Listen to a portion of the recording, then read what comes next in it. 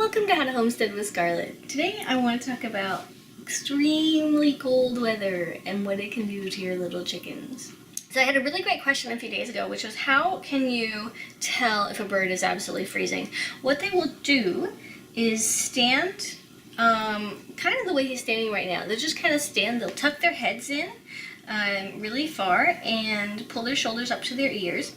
They will possibly bring up one foot and they will shake. Now, the next part, of course, is how do you deal with a frozen chicken or an extremely cold chicken, a chicken that can't take the weather.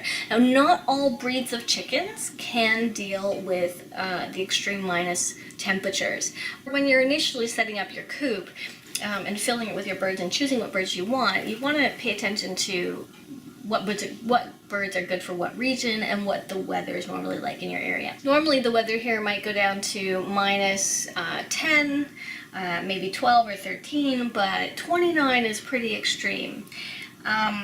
So what I did was initially I just put him in my jacket and tried to keep him warm that way, but he continued to shake like a leaf. Sometimes I'll pick them up and I'll do that, or I'll stick them in my scarf and warm them up for a little bit. I'll even sit out there with them. Of course, that's like at minus 15 or something because I will be cold at minus 29. I can't sit outside. But that will be enough just to warm them back up, and then I can put them back in the coop and they go on and they'll snuggle with other birds and they'll be fine. But in this case, this guy was so cold that when I put him into my jacket, into my winter parka, he continued to shake like a leaf.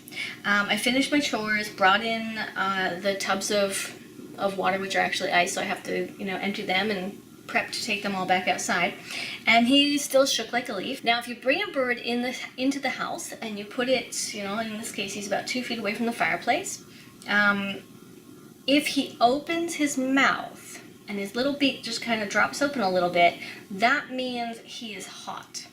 So in this case, I know that even though this little guy is inside, and even though he's in front of the wood stove, and really he should be really warm because he's been inside about 2 hours now, he's not hot at all. He's really enjoying the warmth of the house because his little beak is still closed.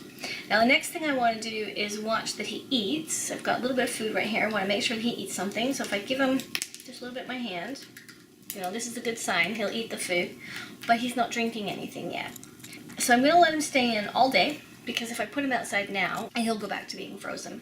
And I will take him to the barn, back to the coop at about 4 o'clock tonight, when all the other birds have gone into the coop and they're on their perch and they're all ready to snuggle and the coop area has gotten much warmer.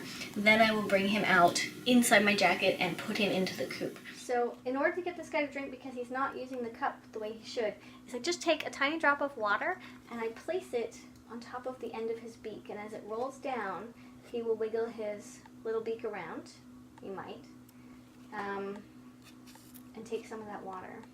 Well, it's finally that time. I'm going to take him outside, and look, he's opening his little mouth. See how he's doing that? That tells me that he is finally hot. So we're going to go on outside. I'm going to see if I can film it, just for fun, show you guys what it's like popping in the house, see how he does. Maybe watch him for a minute. But for now, we're going to get you all nice and snuggle up here. He's inside my scarf. You see him? Yeah, I know you're hot, but you're going to be really cold in a minute. So we got to get you all snuggled in there. All right, we're out of here. Oh, and I'm going to make the deer run away. There you go.